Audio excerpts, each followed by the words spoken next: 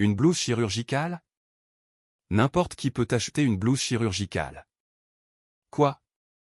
Vous croyez qu'enfiler un costume fait de vous un médecin? La voix de l'officier Lucas Dubois était saturée de mépris, un venin glacial qui transperçait la nuit pluvieuse. Le faisceau de sa lampe torche restait braqué sur le visage de Chloé Moreau, l'aveuglant, la réduisant à une simple silhouette dans l'obscurité de sa propre voiture. Elle sentait la chaleur de l'humiliation monter à ses joues, mais elle la repoussa, faisant appel à des années de discipline professionnelle. Monsieur l'agent, je m'excuse pour mon excès de vitesse. Je suis chirurgienne traumatologue à l'hôpital général de la ville. Un patient m'attend. Une urgence vitale. Sa voix était calme, posée, celle qu'elle utilisait pour annoncer les nouvelles les plus graves à des familles anéanties. Ouais, bien sûr. La réplique de Dubois claqua comme un coup de fouet. Le faisceau lumineux descendit, balayant l'intérieur de la luxueuse DS9, s'attardant sur le cuir des sièges, le tableau de bord digital. Alors, où sont vos vrais papiers d'identité? Où vous les avez volés aussi, avec cette belle bagnole? Chloé serra imperceptiblement le volant. La colère était une vague brûlante, mais elle la maîtrisa. La panique, elle, était une créature froide qui lui serrait la gorge. Monsieur, mon badge de l'hôpital est dans mon sac. Mon stéthoscope est juste là, sur le siège passager. L'hôpital est en train de m'appeler, vous entendez? Un garçon est en train de mourir. La sonnerie de son téléphone vibrait, insistante. Un garçon est en train de mourir, répéta Dubois en imitant sa voix avec une cruauté étudiée, la transformant en une complainte aiguë et ridicule. Vous, les gens, vous avez toujours une bonne histoire à raconter. Sortez du véhicule. Les mains derrière le dos. Son collègue, l'officier Léo Fournier, plus jeune, plus silencieux, s'avança, sortant déjà les menottes de leur étui. Il était 22h52. Dans un peu plus de 3 heures, Lucas Dubois se tiendrait au garde-à-vous devant le préfet de police et entendrait les quelques mots qui mettraient un terme définitif à sa carrière. Mais pour l'instant, dans la lumière crue des gyrophares qui déchiraient la nuit, il n'avait aucune idée de la personne qu'il était sur le point d'arrêter. 3 heures plus tôt, Chloé Moreau retirait sa blouse chirurgicale dans le vestiaire de l'hôpital. Une journée de 14 heures ininterrompue. 3 interventions chirurgicales complexes, 2 vies sauvées, et une défaite, une jeune femme qu'elle n'avait pas pu ramener, une perte qui la rongeait encore. Le docteur Sandrine Bernard, chef de service et son mentor, était appuyé contre le chambranle de la porte, un gobelet de café à la main. Rentre chez toi, Chloé. Tu es là depuis 6 heures ce matin. Chloé se massa la nuque, les muscles endoloris par la tension. Je finis juste mes notes. Stéphane est de toute façon en réunion à la préfecture. Elle n'utilisa pas le titre complet de son mari. Préfet de police Stéphane Lefebvre. C'était une leçon apprise à Marseille, une ville où les murs avaient des oreilles et où les affiliations pouvaient être des fardeaux. Il fallait rester discret. Trop de murmures. Trop de suppositions.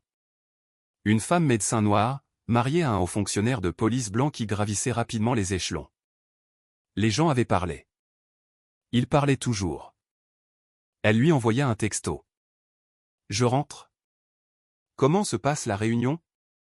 3 petits points apparurent, puis une réponse. Difficile. Ils veulent que je retarde la mise en place des caméras piétons. Je serai en retard. Elle prit la route. 15 minutes à travers la ville endormie. Leur maison de ville se trouvait dans un quartier résidentiel tranquille. Un mélange de professionnels. Le genre d'endroit où les voisins se saluaient d'un signe de tête mais ne posaient pas de questions. Chloé prit une longue douche chaude, enfila un jogging confortable, réchauffa un plat préparé asiatique et s'installa sur le canapé avec son téléphone. Elle parcourait les dernières publications d'une revue médicale quand son téléphone sonna. 22h45. Le docteur Bernard. Sa voix était tendue, urgente. Chloé, j'ai besoin de toi. Tout de suite. La fatigue de Chloé s'évapora en une seconde, remplacée par une montée d'adrénaline. Patient blessé par balle, 17 ans, hémorragie interne massive. Il arrive dans 10 minutes. Tu es la seule à pouvoir gérer ça. Chloé était déjà debout, en mouvement. Préparez le bloc 2. J'arrive dans 15 minutes. Elle ne perdit pas de temps à se changer entièrement. Les chirurgiens gardaient toujours des blouses de rechange à la maison pour ce genre de situation. Elle enfila la blouse en coton bleu, attrapa son sac contenant son badge d'hôpital et son stéthoscope, et courut vers sa voiture, la DS9, immatriculée au nom de Stéphane. C'était une autre mesure de précaution, prise après Marseille. Il voulait une séparation claire, une distance professionnelle pour la protéger. Elle fit une marche arrière rapide, le moteur ronronnant, et appuya sur l'accélérateur. Quelque part de l'autre côté de la ville, Noah Martin était dans une ambulance. 17 ans. Athlète et étudiant brillant. Une bourse d'excellence pour l'école polytechnique en poche. Il rentrait à pied de chez un ami quand une fusillade entre deux voitures l'avait fauché. Mauvais endroit, mauvais moment. La balle avait traversé son abdomen. Sa mère, Valérie Dupont, suivait l'ambulance dans une autre voiture, priant, criant, suppliant un Dieu qui semblait sourd. À l'hôpital général de la ville, le docteur Bernard était déjà en train de se préparer. Ses mains bougeaient avec une efficacité redoutable. Elle était une excellente chirurgienne, mais elle n'était pas Chloé. Chloé avait 12 ans d'expérience en chirurgie traumatologique. Chloé avait des mains qui ne tremblaient jamais. Chloé avait un instinct qui sauvait des vies quand chaque minute comptait. L'équipe du bloc opératoire était prête. Les instruments stériles étaient disposés sur des plateaux d'acier. Les poches de sang chauffaient. L'anesthésiste attendait.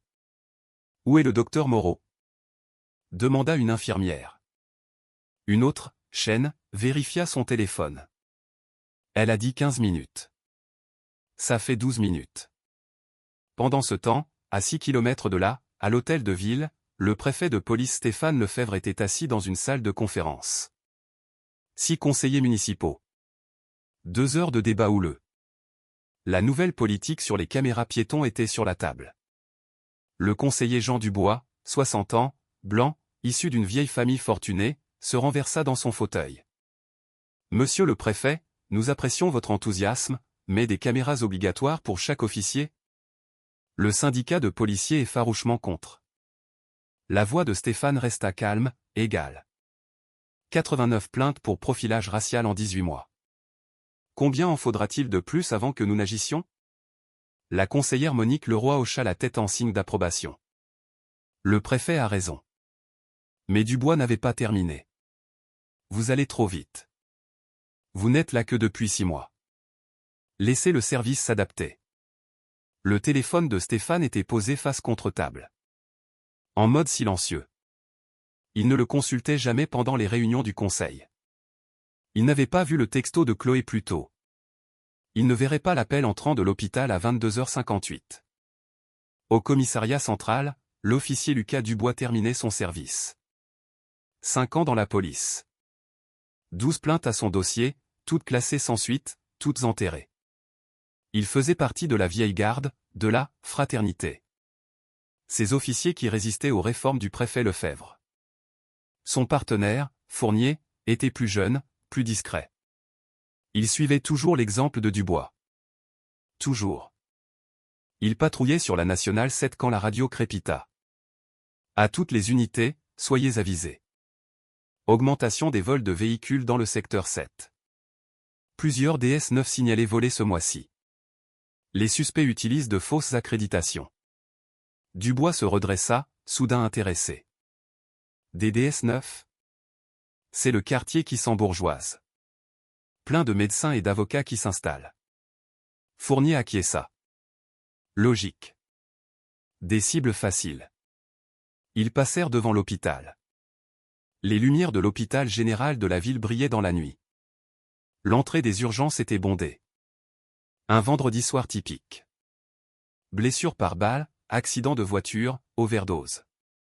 Aucun des 2 officiers ne savait que dans ce bâtiment, une équipe chirurgicale attendait, qu'une mère pleurait dans une salle d'attente, que la tension artérielle d'un adolescent chutait dangereusement, et que la seule chirurgienne capable de le sauver était sur le point d'être interceptée à moins de 5 km de là. À 22h50, la DS9 de Chloé s'engagea sur la nationale 7. Elle roulait à 88 km/h dans une zone à 80. Pas de manière imprudente, mais rapidement, concentrée. Son esprit était déjà au bloc opératoire. Elle passait en revue la procédure. Blessure par balle à l'abdomen, probablement le foie ou la rate, peut-être les deux. Il faudrait d'abord contrôler l'hémorragie, puis évaluer les dégâts, puis réparer. Elle vit le feu orange devant elle. Il passait au rouge. Elle accéléra, le franchissant juste à la limite. Illégale, à peine. Derrière elle, Dubois vit la DS9, la vit griller le feu orange, vit la voiture de luxe, vit une opportunité. On les contrôle. Fournier alluma les gyrophares. Le cœur de Chloé se serra quand elle vit les lumières rouges et bleues dans son rétroviseur. Non, pas maintenant. Pas ce soir. Elle mit son clignotant, se gara immédiatement sur le bas-côté, alluma la lumière intérieure, posa ses mains sur le volant, tout selon les règles. Elle avait appris ça de Stéphane. Comment survivre à un contrôle de police quand on est noir? Même en blouse chirurgicale, même en tant que médecin, même en tant que femme du préfet de police. Surtout en tant que femme du préfet de police. Dubois s'approcha du côté conducteur. Sa lampe torche était trop puissante. Agressive. Il la balaya sur son visage, sa blouse, son sac. Il vit ce qu'il s'attendait à voir, une femme noire dans une belle voiture, portant ce qui pourrait être un déguisement. Chloé garda sa voix calme. « Bonsoir, monsieur l'agent. » Dubois ne lui retourna pas son salut. Permis de conduire et carte grise. Elle tendit lentement la main vers son sac à main. « Je prends mon portefeuille. » Son permis était en règle, vierge. Chloé Moreau, sa photo, son adresse. La carte grise était dans la boîte à gants. Elle expliqua son geste avant de bouger. La carte grise est dans la boîte à gants. Puis-je la prendre? Dubois acquiesça, l'observant attentivement. La carte grise était au nom de Stéphane Lefebvre. Et c'est là que tout commença à déraper. Pas parce que Dubois reconnut le nom. Pas encore. Mais parce qu'il vit une incohérence. Il vit une femme noire conduisant la voiture d'un homme blanc. Il vit une blouse chirurgicale qui pouvait être fausse. Il vit une opportunité d'être suspicieux. Il vit ce qu'un système, une culture, des années de vie dans un pays qui lui avait appris qui appartenait à quel endroit, l'avait conditionné à voir. Et Chloé Moreau, dans son esprit, n'avait rien à faire au volant d'une DS9 à 22h52 un vendredi soir. Même si c'était le cas. Même si c'était sa voiture, son mari, sa vie, son droit. Mais les droits n'ont plus d'importance quand les préjugés prennent le dessus. Chloé jeta un coup d'œil à l'horloge du tableau de bord. 22h53. À l'hôpital, Noah Martin arriverait dans 7 minutes. Sa tension était de 70/40. En chute libre. Le docteur Bernard vérifia à nouveau son téléphone. Où est-elle? Et à 6 kilomètres de là, Dubois était sur le point de prendre la pire décision de sa carrière. Dubois retourna à sa voiture de patrouille avec le permis et la carte grise de Chloé. Fournier le rejoignit.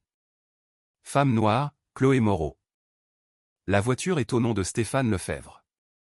Fournier regarda les documents. Son mari, peut-être? Dubois haussa les épaules. Ou volé. Ou emprunté. Regarde ça. Elle porte une blouse chirurgicale. Toute neuve, propre, pas d'odeur d'hôpital, pas de badge visible. Elle pourrait être infirmière ou un truc du genre. Où elle a acheté la blouse pour avoir l'air crédible, ajouta Dubois, tapant sur son ordinateur de bord. La DS9 n'avait pas été signalée volée. Le permis de Chloé était vierge. Pas de mandat d'arrêt, pas d'antécédent, rien. Mais l'instinct de Dubois lui disait que quelque chose clochait. C'était le même instinct qui lui avait valu 12 plaintes. Le même instinct qui voyait une menace dans la mélanine. Il retourna à la fenêtre de Chloé. 3 minutes s'étaient écoulées.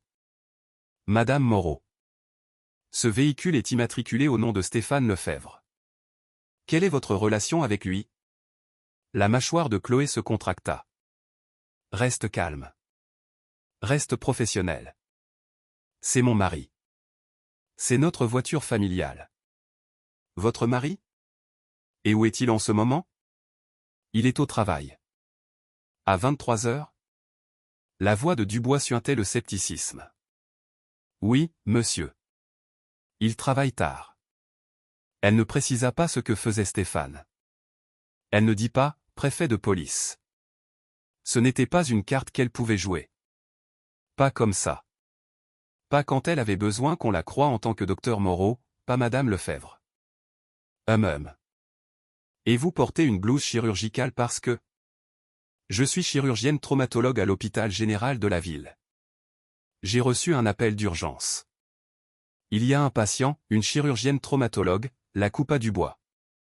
Vous avez une pièce d'identité pour ça? Oui. Dans mon sac, sur le siège passager. Ne bougez pas. Je vais le prendre. Il ouvrit la portière passager, sortit son sac, et en renversa le contenu sur le siège. Son badge d'hôpital tomba.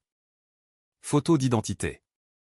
Docteur Chloé Moreau, chef de chirurgie traumatologique. Son stéthoscope était là aussi. Un modèle cher. Un Littmann Cardiologie 4, 300 €. Dubois brandit le badge, l'étudiant sous sa lampe torche. Ça pourrait être un faux. La patience de Chloé se fissura légèrement. Monsieur, il est authentique. Vous pouvez appeler l'hôpital. Ma collègue m'attend.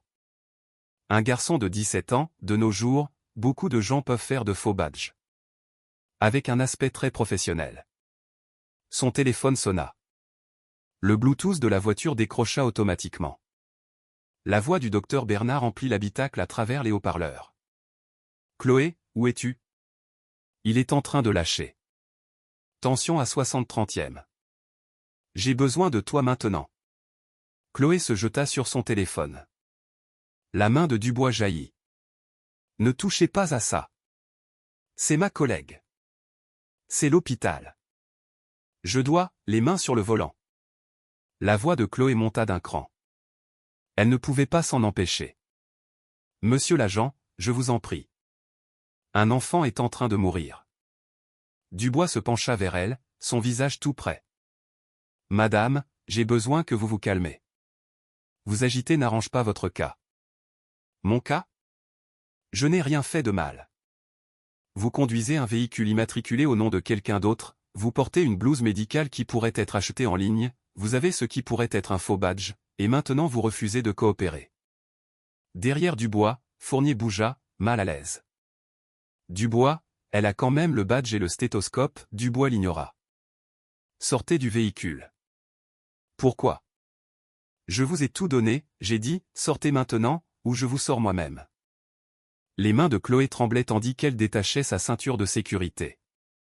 Elle sortit sur le bas-côté. Le trafic défilait. Quelques voitures ralentirent. Le téléphone de quelqu'un était levé. Enregistrant. Dubois la guida vers l'arrière de sa voiture. Mettez vos mains sur le coffre. Monsieur l'agent, s'il vous plaît, appelez l'hôpital. Demandez le docteur Sandrine Bernard. Elle vous confirmera tout. Les mains sur le coffre. Chloé obéit. Sa blouse bruissait dans le vent nocturne. Le tissu était fin. Elle avait froid. Ou peut-être était-elle simplement terrifiée. Fournier fouilla la voiture. Il trouva des revues médicales sur la banquette arrière, des abonnements à son nom. Un sarrau blanc était drapé sur l'appui-tête du passager. Son nom y était brodé, Dr Chloé Moreau, chef de chirurgie traumatologique.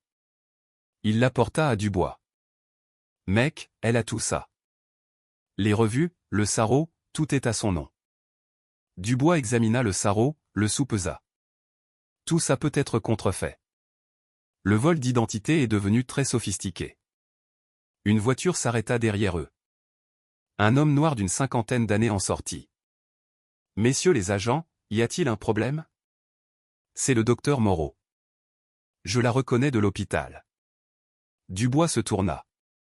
Monsieur, retournez à votre véhicule. C'est une affaire de police. Mais je vous le dis, c'est un médecin. Elle a sauvé ma fille l'année dernière. Monsieur, je ne le demanderai pas une deuxième fois. Partez, ou vous serez accusé d'entrave à la justice. L'homme hésita, sortit son téléphone et commença à filmer. Le visage de Dubois se durcit. Fournier, fais partir ces gens. 2 autres voitures s'étaient arrêtées. Plus de téléphones. Plus de témoins. Et Chloé se tenait là, les mains sur son coffre, vêtue de sa blouse chirurgicale, avec ses accréditations éparpillées sur le siège de sa voiture. À l'hôpital général, le rythme cardiaque de Noah Martin s'emballait. Irrégulier. Le docteur Bernard criait des ordres. L'horloge indiquait 23h02. Dubois sortit ses menottes. Les menottes cliquetèrent autour des poignets de Chloé. Métal froid, serré derrière son dos. Elle n'avait jamais été arrêtée. Jamais eu la moindre amende pour excès de vitesse. Et maintenant, elle se tenait sur la nationale 7 en blouse chirurgicale, les mains liées, pendant qu'un adolescent se vidait de son sang. Vous êtes en état d'arrestation pour suspicion de vol de véhicule, possession de faux documents d'identité et entrave à la justice. La voix de Chloé se brisa. Entrave ? J'ai répondu à toutes vos questions. Je vous ai tout montré. Vous êtes devenu agité et avez refusé de coopérer. C'est de l'entrave. L'homme qui s'était arrêté pour l'aider filmait toujours. Son téléphone captait tout. Chloé menottait, la blouse, le matériel médical éparpillé dans sa voiture, le sarrau blanc à son nom. C'est une honte. Cria-t-il. C'est un médecin. Je l'ai vu à l'hôpital général. Dubois s'avança vers lui. Monsieur, dernier avertissement. Partez maintenant ou vous la rejoignez en garde à vue. L'homme recula mais continua de filmer. Une femme dans la deuxième voiture arrête et baissa sa vitre. J'appelle les infos. C'est du profilage racial. Fournier avait l'air de plus en plus mal à l'aise. Dubois, on devrait peut-être vérifier avec l'hôpital, juste par sécurité. On vérifiera au commissariat. C'est la procédure. Il guida Chloé vers la voiture de patrouille, ouvrit la portière arrière, plaça sa main sur sa tête pour qu'elle se baisse en entrant. Comme si elle était une criminelle. Comme si elle était dangereuse. La banquette arrière sentait la sueur, la peur et le désespoir. Combien de personnes s'étaient assises ici? Combien étaient innocentes? Combien n'étaient coupables que d'être noirs au mauvais endroit, au mauvais moment? Le téléphone de Chloé sonna de nouveau dans sa voiture. À travers les portières ouvertes, elle pouvait l'entendre. Le docteur Bernard qui appelait, suppliant, désespéré. Monsieur l'agent, s'il vous plaît, répondez à mon téléphone. Dites-leur où je suis. Dubois ferma la portière de la voiture. Le son fut final, définitif. Il se dirigea vers la DS9 de Chloé, ramassa son téléphone, regarda l'écran. Docteur Sandrine Bernard, appelant. Il rejeta l'appel. Fournier le dévisagea. Dubois, pourquoi tu as fait ça? Ça pourrait faire partie de l'arnaque. Ça pourrait être un complice. Un complice pourquoi? On ne sait même pas si un crime a été commis. La mâchoire de Dubois se crispa. Je sais ce que j'ai vu.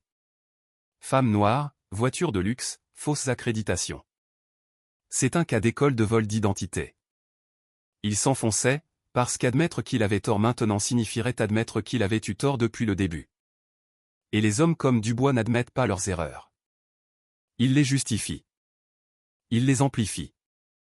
Ils les rendent plus grosses jusqu'à ce que l'erreur initiale disparaisse sous des couches de nouvelles accusations. C'est plus facile que de dire 3 mots, j'avais tort. À 23h08, ils quittèrent le bord de la route. Les passants regardaient. Leur téléphone filmait encore. Quelqu'un avait déjà posté la vidéo sur les réseaux sociaux. Elle se propageait. À l'intérieur de la voiture de patrouille, Chloé était assise en silence. Elle entendait les conversations radio. Le central, les autres unités. Le chaos normal d'un vendredi soir. Elle essaya de calmer sa respiration. Essaya de ne pas penser à Noah, à sa mère, au docteur Bernard seul dans ce bloc, essayant d'arrêter une hémorragie que Chloé aurait pu stopper les yeux fermés. Essaya de ne pas penser à Stéphane, toujours en réunion, téléphone en silencieux. Ignorant que sa femme était à l'arrière d'une voiture de police. Elle baissa les yeux sur sa blouse chirurgicale. Il y avait une petite tache de café sur la poitrine datant de ce matin. 14 heures plus tôt. Une autre vie. Elle était alors le docteur Moreau. Respectée, digne de confiance, crue.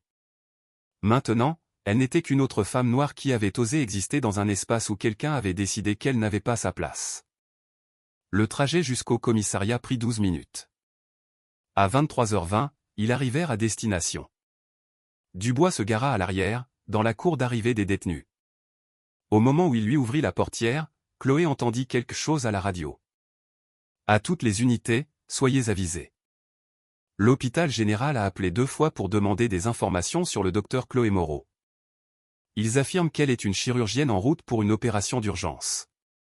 Centrale, demandez aux unités de confirmer. Le visage de Dubois ne changea pas. Il aida Chloé à sortir de la voiture. Fournier l'avait entendu aussi. Dubois, tu as entendu ça? Je l'ai entendu. Ça pourrait toujours faire partie de l'arnaque. Une arnaque qui implique que l'hôpital appelle le central? Allez, mec, on est là maintenant. On va régler ça à l'intérieur. Ils firent entrer Chloé par l'entrée arrière. Lumière fluorescente, sol en béton, une odeur de vieux café et de produits de nettoyage industriel. Le bureau d'accueil se trouvait au bout d'un couloir. Derrière, le brigadier-chef Nicolas Petit, 53 ans, noir, 30 ans de service. Il avait tout vu, tout fait, survécu à tout. Il leva les yeux à leur approche. Son regard se posa sur Chloé. La blouse, les menottes, l'épuisement et la terreur sur son visage. Son expression changea. Subtilement, mais c'était là. Qu'est-ce qu'on a là? Sa voix était prudente, mesurée. Dubois s'avança. Suspecte conduisant un véhicule immatriculé au nom d'un tiers. En possession de ce qui pourrait être de fausses accréditations médicales. Entrave lors de l'interrogatoire. Petit regarda Chloé. Vraiment? Il la regarda dans les yeux. Votre nom, madame? Docteur Chloé Moreau. Sa voix était stable maintenant. Elle avait trouvé une réserve de force insoupçonnée. Je suis chef de chirurgie traumatologique à l'hôpital général de la ville. Ces officiers m'ont arrêté alors que je me rendais à une opération d'urgence. J'ai fourni mon permis, ma carte grise, mon badge d'hôpital, et plusieurs témoins ont confirmé mon identité. J'ai besoin de passer un appel. Le visage de Petit était de marbre, mais ses yeux sillèrent. De la reconnaissance, peut-être. Ou juste la reconnaissance d'une situation sur le point d'exploser.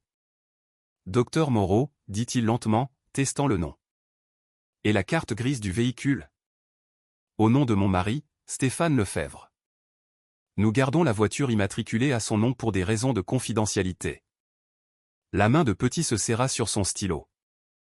Juste une seconde. Dubois ne le remarqua pas. Nous devons tout vérifier. Le véhicule, le badge, les accréditations médicales. Toute l'histoire semble suspecte. Suspecte? En quoi? Demanda Petit. Femme noire, voiture de luxe, blouse chirurgicale propre. À 23 heures, elle prétend être chirurgienne, mais elle était agitée et peu coopérative quand on l'a interrogée. Petit posa son stylo. Officier Dubois, avez-vous vérifié son permis? Oui, vierge. Avez-vous vérifié si le véhicule avait été signalé volé? Pas de signalement. Avez-vous vu des objets illicites dans le véhicule? Dubois hésita. Non, mais, a-t-elle résisté physiquement à son arrestation? Non, mais verbalement, elle était, avez-vous appelé l'hôpital pour vérifier son emploi? Silence. Petit se renversa dans son fauteuil. Donc, vous avez arrêté une femme avec un permis vierge, conduisant une voiture non signalée volée, en possession de matériel et d'une carte d'identité médicale, et vous n'avez vérifié aucune de ces affirmations avant de l'amener ici. Fournier se balança d'un pied sur l'autre, mal à l'aise. Le visage de Dubois se durcit. Brigadier-chef, avec tout le respect que je vous dois, j'ai utilisé mon jugement. Quelque chose ne collait pas.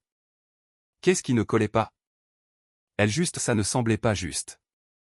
Petit le fixa assez longtemps pour que Dubois détourne le regard. Puis Petit décrocha son téléphone, composa un numéro. Hôpital général, s'il vous plaît. Une pause. Oui, ici le brigadier-chef Petit du commissariat central. J'ai besoin de vérifier l'emploi du docteur Chloé Moreau. Chloé ferma les yeux. Enfin. La voix à l'autre bout du fil était assez forte pour que tout le monde l'entende, frénétique. Docteur Moreau? Elle est là? On essaie de la joindre depuis 1 heure. On a un patient dans un état critique. Elle a été arrêtée. Qui l'a arrêtée? On a besoin d'elle ici, maintenant. Petit regarda Dubois. Son expression disait tout ce que sa bouche taisait. Merci. On s'en occupe. Il raccrocha. Le bureau d'accueil était silencieux. Petit se leva, contourna le bureau et déverrouilla lui-même les menottes de Chloé. Docteur Moreau, je vous présente mes excuses. Vous êtes libre de partir. Chloé se frotta les poignets. Des marques rouges là où le métal avait mordu. Quelle heure est-il? 23h27. Son visage se décomposa. 35 minutes. Madame, j'ai été arrêté à 22h52. Il est 23h27. Ça fait 35 minutes. Une victime par balle à l'abdomen se vide de son sang en 20 à 30 minutes, selon l'artère touchée. Noah Martin est mort, brigadier-chef.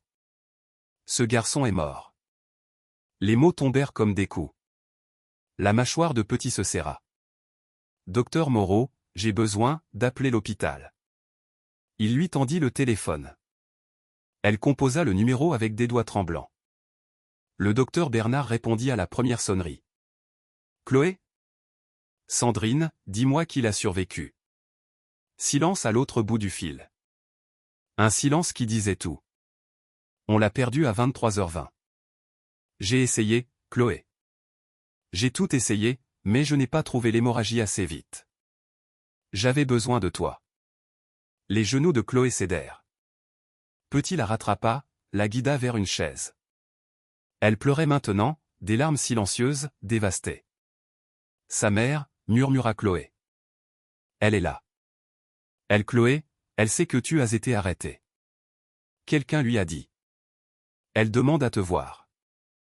Chloé leva les yeux vers Petit, puis vers Dubois. Ses yeux étaient rouges, mais sa voix était claire. Officier Dubois, quel est votre prénom? Lucas. Il pouvait à peine prononcer le mot. Lucas Dubois. Retenez ce nom, brigadier-chef Petit. Parce que la mère de Noah Martin s'en souviendra. Sa famille s'en souviendra. Et je m'assurerai que tout le monde se souvienne pourquoi un garçon de 17 ans est mort exsangue sur une table d'opération pendant que la chirurgienne qui aurait pu le sauver était assise, menottée, sur le bord de la route. Le visage de Dubois était devenu blême. Petit reprit le téléphone. Pas le téléphone du bureau, son portable personnel. Il se détourna légèrement. Sa voix était basse, mais Chloé pouvait l'entendre. Isabelle, c'est Nicolas. On a une situation. Chloé Moreau vient d'être arrêtée. Oui. La femme du préfet. Tu dois venir ici. Maintenant. Il raccrocha, regarda Dubois et Fournier. Vous deux, vous ne bougez pas. Vous ne partez pas. Vous ne dites plus un mot. Chloé essuya ses yeux. Qui venez-vous d'appeler? L'adjointe au maire, Isabelle Lambert. Elle enquête sur ce commissariat depuis des mois. Ce soir, vous venez de devenir sa pièce à conviction numéro 1. Le monde de Dubois était en train de s'effondrer. Il pouvait le sentir, le voir, mais il ne pouvait pas l'arrêter. Et l'horloge continuait de tourner. L'adjointe au maire Isabelle Lambert arriva à 23h43. Elle n'entra pas dans le commissariat. Elle y fit irruption. Tailleur pantalon noir, des talons qui claquaient comme des coups de feu sur le sol en béton. Derrière elle, 2 personnes, Valérie Rousseau, l'avocate de la ville, et 3 journalistes. Elle avait délibérément amené la presse. Petit la rejoignit à l'entrée. Madame l'adjointe au maire. Où est-elle? Bureau d'accueil. Elle, Lambert était déjà en mouvement. Elle vit Chloé assise sur une chaise, toujours en blouse chirurgicale, des marques rouges aux poignets, le visage taché de larmes. L'image parfaite de l'injustice. Les appareils photos des journalistes commencèrent à crépiter. Lambert s'agenouilla à côté de Chloé, posa une main sur son épaule. Chloé, je suis là. Êtes-vous blessée? Chloé secoua la tête. Un garçon est mort, Isabelle. Noah Martin, 17 ans. Il est mort parce que j'étais assise dans une voiture de police. Le visage de Lambert se durcit. Elle se releva, se tourna pour faire face à Dubois et Fournier. Lequel de vous deux a procédé à l'arrestation? Dubois leva légèrement la main, comme un enfant à l'école qui avoue avoir cassé quelque chose. Lambert s'avança vers lui. Lentement, délibérément. Les journalistes suivirent, caméra au point. Votre nom? Officier Lucas Dubois. Depuis combien de temps êtes-vous dans ce service? 5 ans. 5 ans. Lambert sortit sa tablette, tapota l'écran. Officier Lucas Dubois, matricule 2847. Laissez-moi vous lire quelque chose. Plainte déposée en mars 2023. Médecin noir contrôlé devant l'hôpital général. Aucune infraction, aucune contravention, juste interrogé pendant 15 minutes. Plainte classée sans suite. Elle fit défiler l'écran. Plainte déposée en juin 2023. Infirmière noire interpellée sur le parking de l'hôpital. On lui a demandé de prouver qu'elle y travaillait malgré sa blouse et son badge. Plainte classée sans suite. Elle continua. Plainte déposée en septembre 2023. Ambulancier noir menotté après qu'un voisin a signalé une personne suspecte. Il entrait dans sa propre ambulance. Plainte classée sans suite. Sa voix s'éleva. 12 plaintes en 5 ans. Toutes impliquant des professionnels noirs. Toutes classées sans suite. Et ce soir, vous arrêtez le docteur Chloé Moreau, chef de chirurgie traumatologique, alors qu'elle répondait à une urgence. Un patient est mort pendant qu'elle était assise dans votre voiture. Expliquez-moi ça. La bouche de Dubois s'ouvrit. Rien n'en sortit. Lambert se tourna vers Fournier. Et vous? Léo Fournier. Cette plainte. Même schéma. Vous étiez là et vous avez regardé. Vous êtes tout aussi coupable. Les caméras immortalisaient tout. Fournier regarda le sol. Lambert s'adressa maintenant à toute la salle. Mais il ne s'agit pas seulement de 2 officiers. Il s'agit d'un système. Brigadier-chef Petit, pouvez-vous afficher les données que je vous ai envoyées la semaine dernière? Petit ouvrit un fichier sur son ordinateur, le projeta sur un écran dans le bureau d'accueil. Des statistiques, des chiffres, des schémas. Lambert commenta, au cours des 18 derniers mois, ce commissariat a connu 47 incidents impliquant des travailleurs de la santé noire. 47. Des médecins interrogés sur leur qualification. Des infirmières à qui on a demandé de prouver qu'elles travaillaient dans des hôpitaux. Des ambulanciers interpellés pour être entrés dans leurs propres ambulances. Elle passa à la diapositive suivante. Dans ce commissariat, les conducteurs noirs sont contrôlés 4 fois plus souvent que les conducteurs blancs. Les professionnels noirs sont interrogés 7 fois plus souvent. Et dans 100% des cas où du personnel médical noir a été interpellé, les officiers impliqués faisaient partie de la même faction syndicale qui résiste aux réformes du préfet Lefebvre. Le visage de Dubois se vida de toutes couleurs. Lambert n'avait pas fini. Officier Dubois, quand vous avez vu le docteur Moreau, quelle a été votre première pensée? J'ai vu quelqu'un conduire une voiture immatriculée au nom d'une autre personne. Et si elle avait été blanche, auriez-vous supposé un vol? Silence. Si une femme blanche en blouse chirurgicale vous avait dit qu'elle était chirurgienne, l'auriez-vous cru? Plus de silence. Si une femme blanche avait présenté un badge d'hôpital, un stéthoscope, des revues médicales, et qu'une collègue appelait pour confirmer son identité, l'auriez-vous arrêté? La voix de Dubois était à peine audible. Je ne sais pas. Vous ne savez pas. Ou vous savez, et vous ne voulez pas le dire. La porte du bureau d'accueil s'ouvrit. Tout le monde se tourna. Le préfet de police Stéphane Lefebvre entra. Il était en grand uniforme. 42 ans. L'incarnation du chef de la police. Son visage était taillé dans la pierre. Ses yeux balayèrent la pièce. Ils se posèrent sur Chloé. Un instant, son sang-froid se fissura. Juste un instant. Sa mâchoire se serra. Ses mains se crispèrent. Puis il reconstruisit le mur. Professionnel, froid, contrôlé. Il passa devant Lambert, devant les journalistes, devant Petit, directement vers Chloé. Il ne dit rien, la regarda simplement, vérifiant s'il y avait des blessures, des dommages, des fractures. Chloé hocha légèrement la tête.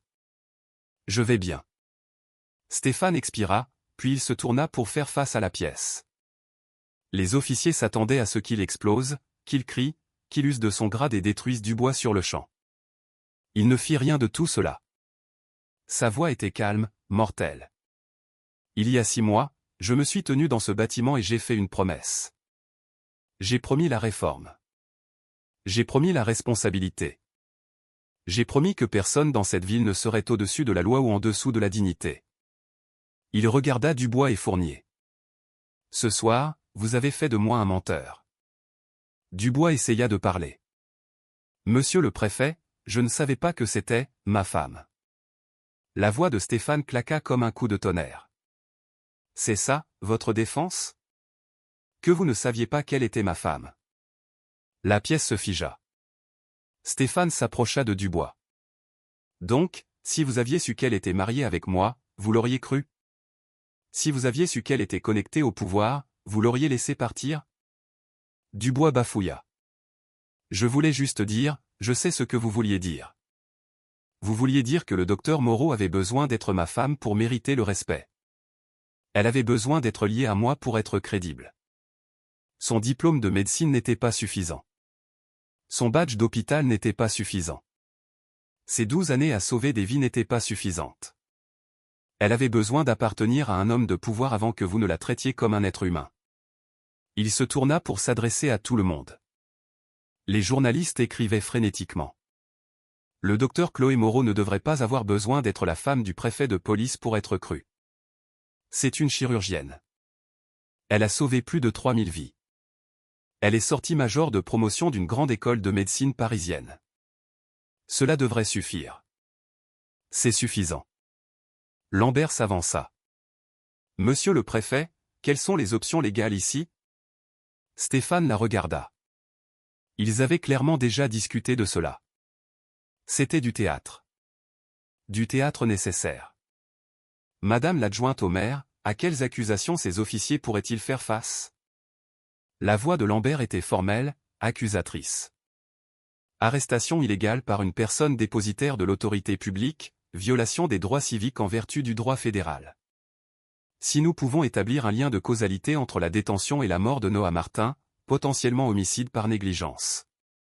Les accusations fédérales sont passibles de peines allant jusqu'à 10 ans d'emprisonnement et 250 000 $ d'amende. Ils perdraient également leur immunité qualifiée. Les genoux de Dubois flageolèrent littéralement. Fournier le rattrapa. Stéphane se tourna vers Chloé. Docteur Moreau. Pas ma femme. Pas Madame Lefebvre. Docteur Moreau, que voulez-vous? C'était le moment. Le renversement du pouvoir. L'inversion. Chloé se leva. Elle était toujours en blouse chirurgicale, avait toujours des marques au poignet, mais elle n'était plus une victime. Elle était une force. Je veux leurs insignes. Dubois émit un son, presque un gémissement. Chloé continua. Sa voix était d'acier. Je veux leur pension. Je veux qu'ils comprennent ce que c'est que de voir sa carrière remise en question à cause de sa couleur de peau. Elle s'avança vers Dubois. Il recula instinctivement. Je veux que chaque officier de ce service suive une formation obligatoire sur les biais inconscients. Pas optionnel. Obligatoire. Chaque mois. Elle ne criait pas. Elle n'en avait pas besoin. Ces mots avaient plus de poids que n'importe quel cri.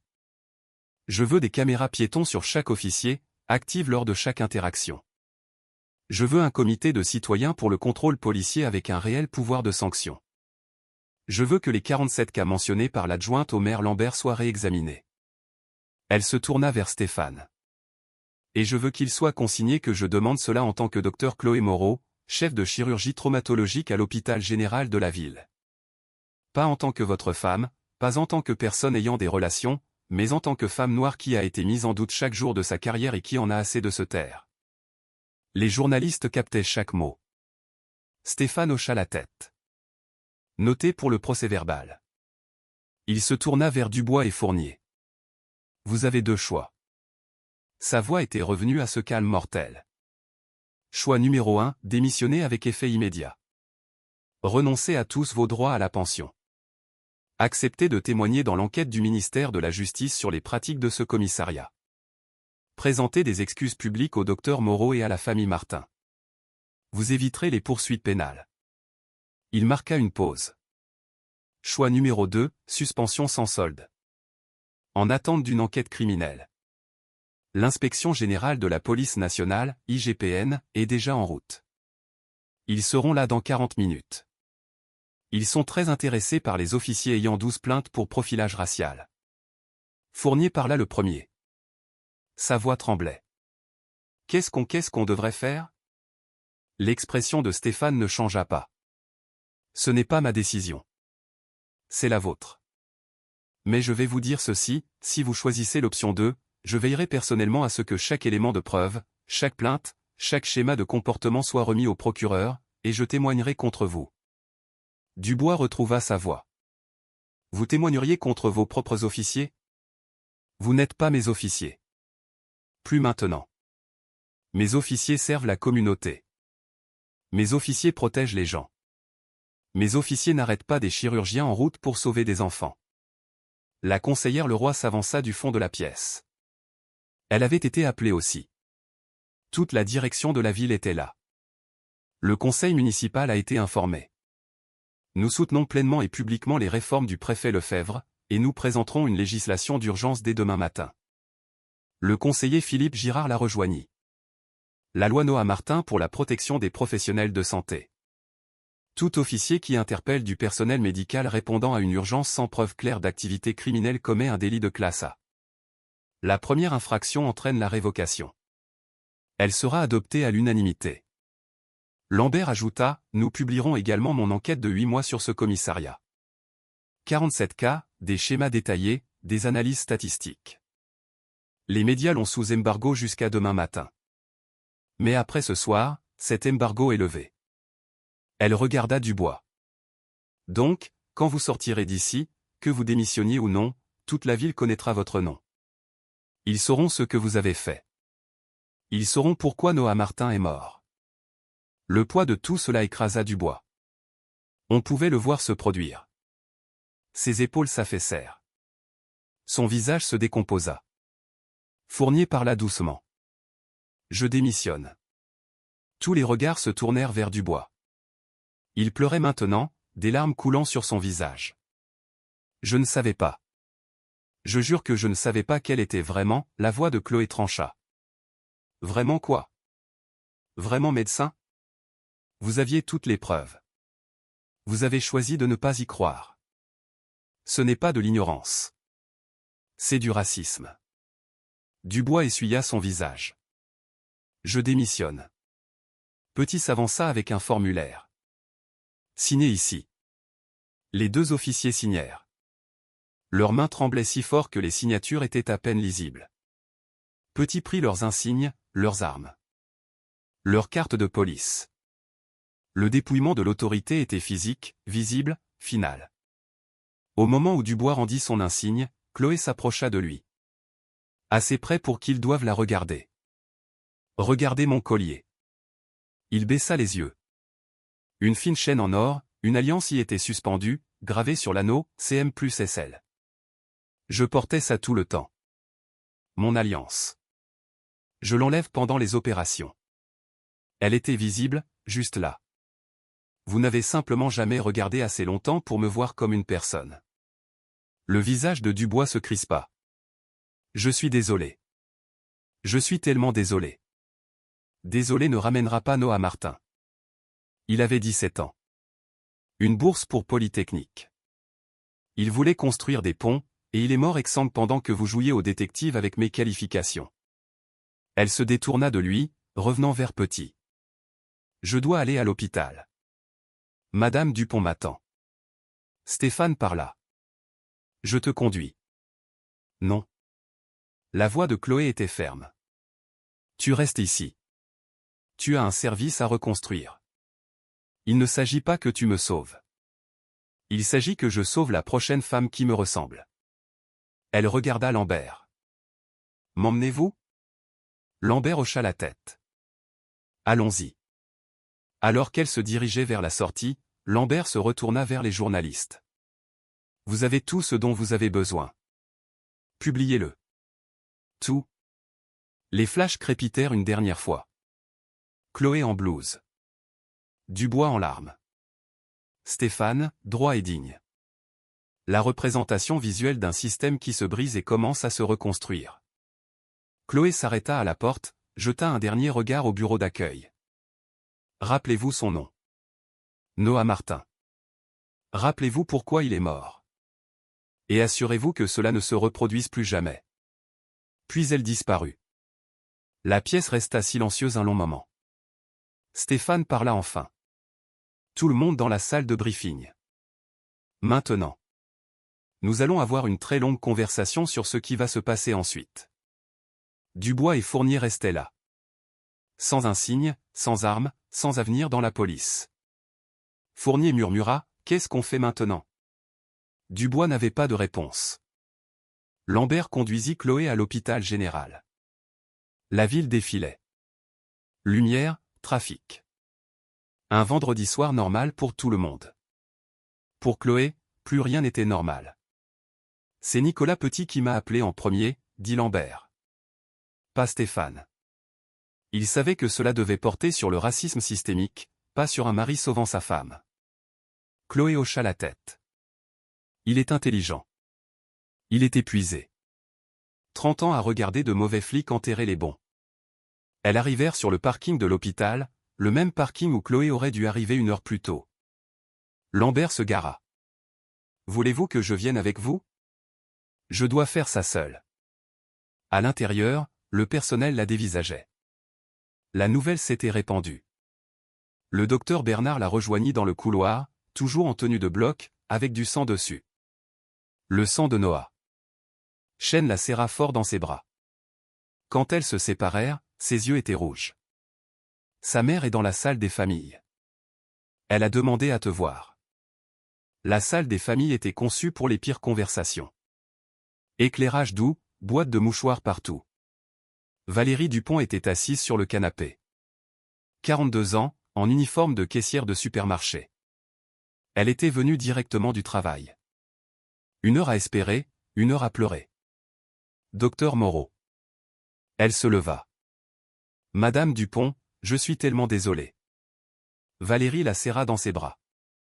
Chloé se figea. Elle s'attendait à de la colère, à des reproches. Elle les méritait. Au lieu de cela, Valérie la tenait comme si elles se noyaient toutes les deux.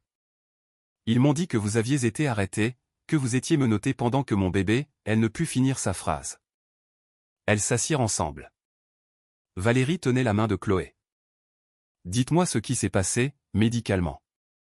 Chloé stabilisa sa voix. Blessure par balle à l'abdomen, a sectionné son artère hépatique, le principal vaisseau sanguin vers le foie. Le docteur Bernard a tout fait correctement. Mais cette blessure spécifique nécessite une vitesse et une précision que j'ai pratiquées des centaines de fois. Si j'avais été là 15 minutes plus tôt, j'aurais pu le sauver. Valérie hocha lentement la tête. Noah voulait être ingénieur. Il disait, « Maman, je veux construire des ponts, connecter les gens, différentes communautés, différents milieux. » Elle eut un rire triste. Il aurait aimé savoir que sa mort construit un pont entre la police et notre communauté. Il n'aurait pas dû mourir pour ça. Non, mais il est mort. Alors, faisons en sorte que cela ait un sens. Valérie sortit son téléphone, montra la photo de fin d'études de Noah, en toge et mortier, un immense sourire. Je vais créer la fondation Noah Martin. Des bourses pour les étudiants issus de minorités, le financement de formations sur les préjugés, des programmes communautaires. Elle regarda Chloé. M'aiderez-vous ? Tout ce que vous voudrez. Formez les policiers. Apprenez-leur qu'une blouse chirurgicale signifie sauver la personne, pas la questionner. La gorge de Chloé se serra. Je le promets. Elles parlèrent pendant une autre heure de Noah, de ses rêves, de ses blagues, de sa gentillesse, de la façon dont il appelait sa maman tous les jours. Le garçon qui n'appellerait plus jamais. À 2 heures du matin, Chloé partit. Stéphane attendait sur le parking, toujours en uniforme. Comment ça s'est passé ? Elle est plus forte que moi. J'en doute. Ils rentrèrent chez eux en silence. Dans l'allée, Stéphane coupa le moteur, mais ne bougea pas. Le syndicat demande un vote de défiance. À cause de ce soir? Parce que j'ai choisi la justice plutôt que la fraternité. Des regrets? Aucun. Il prit sa main. Quand nous nous sommes mariés, un type a dit que je gâchais ma carrière. Flic blanc, médecin noir. Trop politique, trop visible. Tu ne me l'as jamais dit. Je ne voulais pas que tu penses que notre mariage était un fardeau. Mais ils avaient raison. C'est politique. Tous les quand on épouse quelqu'un que le système considère comme inférieur. J'ai fini de faire semblant. Nous allons perdre des amis. Alors ce n'étaient pas des amis. À l'intérieur, Stéphane prépara une tisane. Chloé retira sa blouse. Elle ne la porterait plus jamais. C'était une pièce à conviction maintenant. Elle descendit en jogging et dans un vieux t-shirt de l'académie de Stéphane.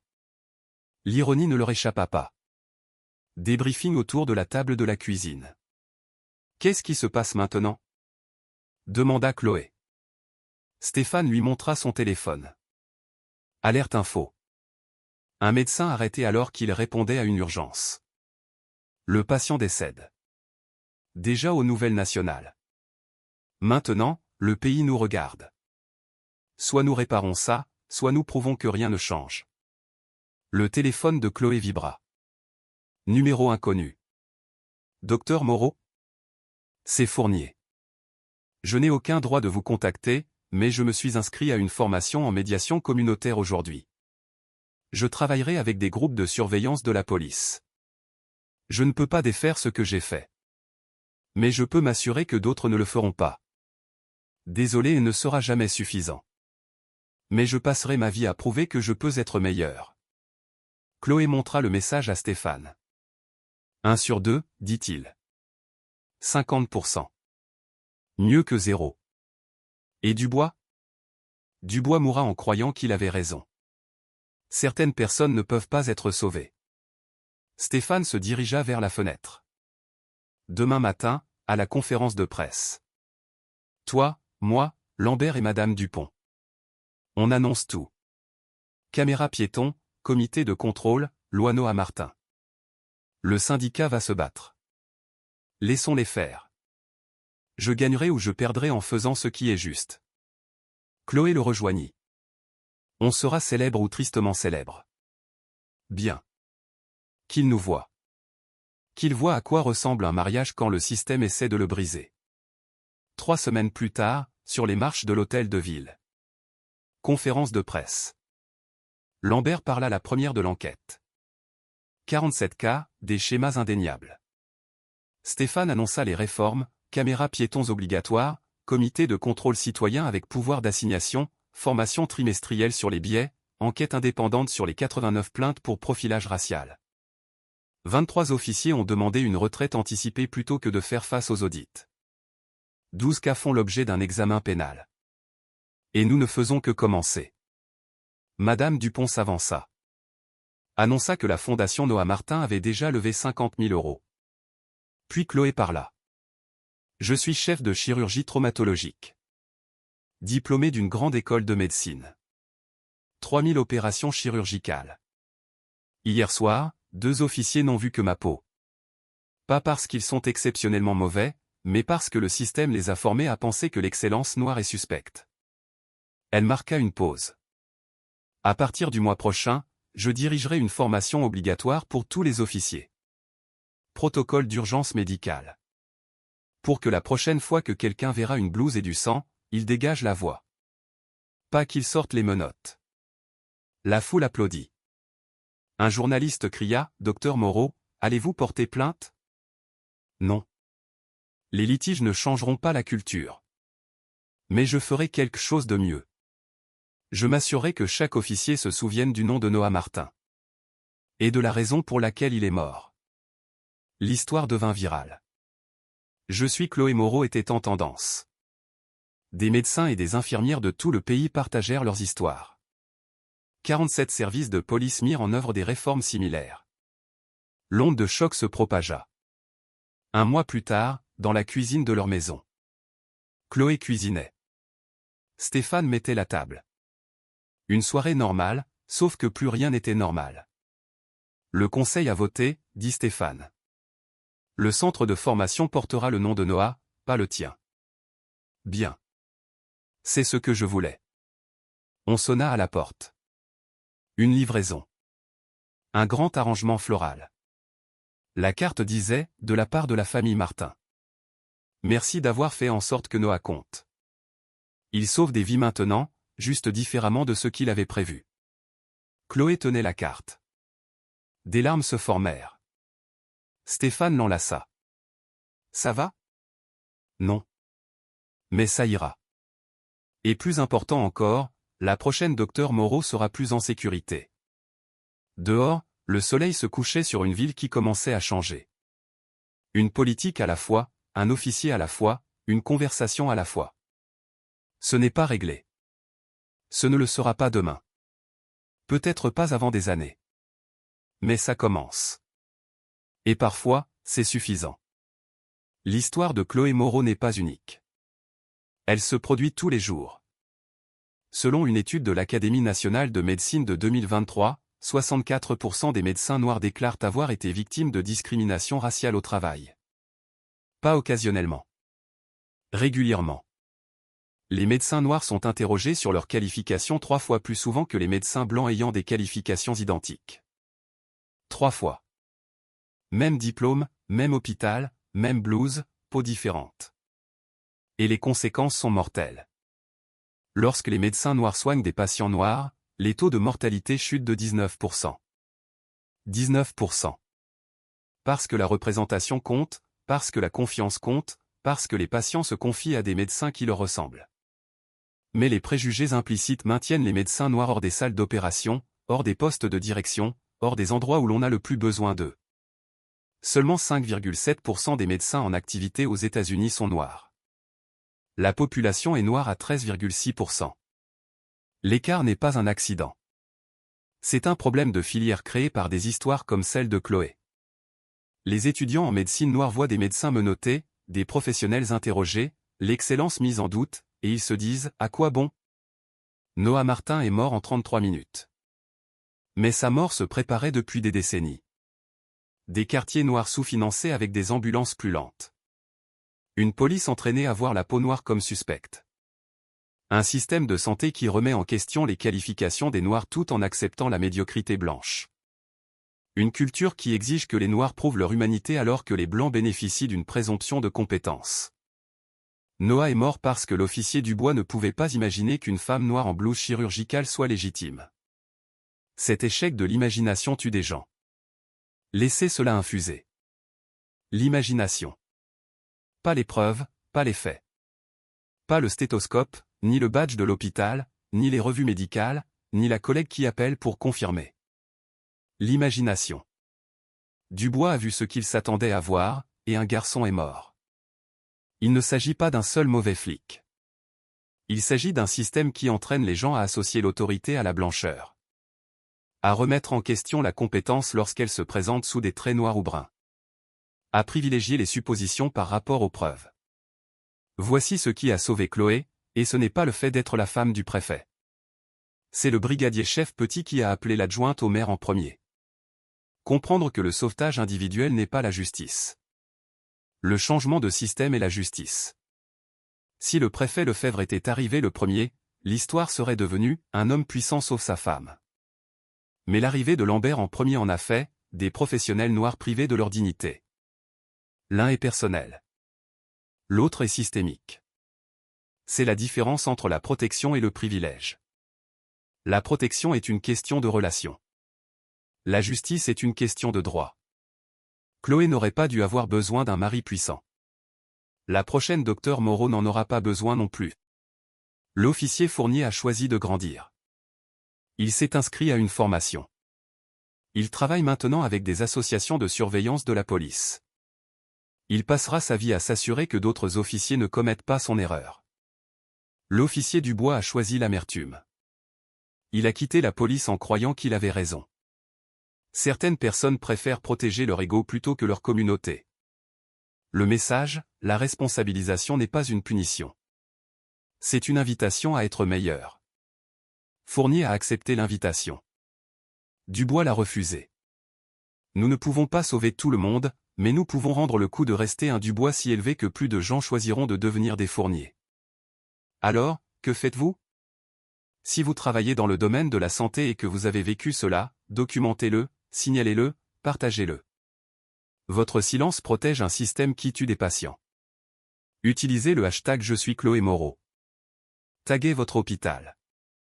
Exigez des changements. Si vous portez un insigne, la prochaine fois que vous verrez quelqu'un qui ne correspond pas à votre image inconsciente d'un professionnel, faites une pause. Demandez-vous, est-ce que je doute des preuves ou est-ce que je doute de la couleur de peau? Vos suppositions en une fraction de seconde ont des conséquences de vie ou de mort. Au bon flic qui regarde, votre silence est une complicité. Lorsque votre collègue fait du profilage, parlez. Lorsque quelqu'un interroge un médecin en blouse, intervenez. Le courage n'est pas une option. Si vous avez été témoin de profilage, filmez lorsque c'est sans danger. Votre téléphone est un outil de responsabilisation. Appelez votre conseil municipal. Exigez des comités de contrôle citoyen avec un réel pouvoir. Votez pour des procureurs qui poursuivent les fautes policières. Soutenez la Fondation Noah Martin. L'argent des bourses est l'argent de la justice. Apprenez à vos enfants que l'autorité se décline dans toutes les couleurs. S'ils sont surpris par un médecin noir, vous avez échoué. Revenez au début de cette histoire. Regardez le visage de Dubois quand il dit qu'on peut acheter une blouse pour 20 €. Ce n'est pas de la prudence. C'est du mépris. Regardez comment il rejette chaque élément de preuve. C'est le préjugé implicite en action.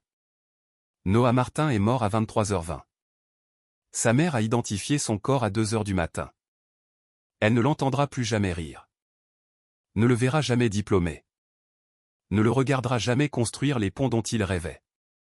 Tout ça parce que Dubois ne pouvait pas croire une femme noire en blouse chirurgicale. Combien de Noah Martin encore? Combien de Chloé arrêtés pour leur excellence? La prochaine fois que vous verrez quelqu'un qui ne ressemble pas à votre image d'un médecin, d'un avocat ou d'un cadre, allez-vous le questionner ou allez-vous vous questionner vous-même? Parce que l'une de ces questions sauve des vies. L'autre y met fin.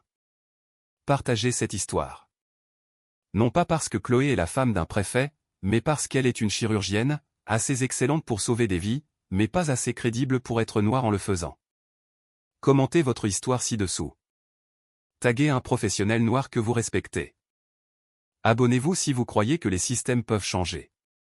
Faisons de Chloé Moreau la dernière personne arrêtée pour être trop qualifiée pour être crue. Noah Martin voulait construire des ponts. Au lieu de cela, il a construit un mouvement. Que construirez-vous? Chez Voix Noire sans filtre, nous ne polissons pas la douleur ni n'édulcorons le message. Nous le disons tel qu'il est, parce que la vérité ne mérite rien de moins. Si l'histoire d'aujourd'hui vous a touché, cliquez sur j'aime, rejoignez la conversation dans les commentaires, et abonnez-vous pour être là pour la prochaine Voix sans filtre.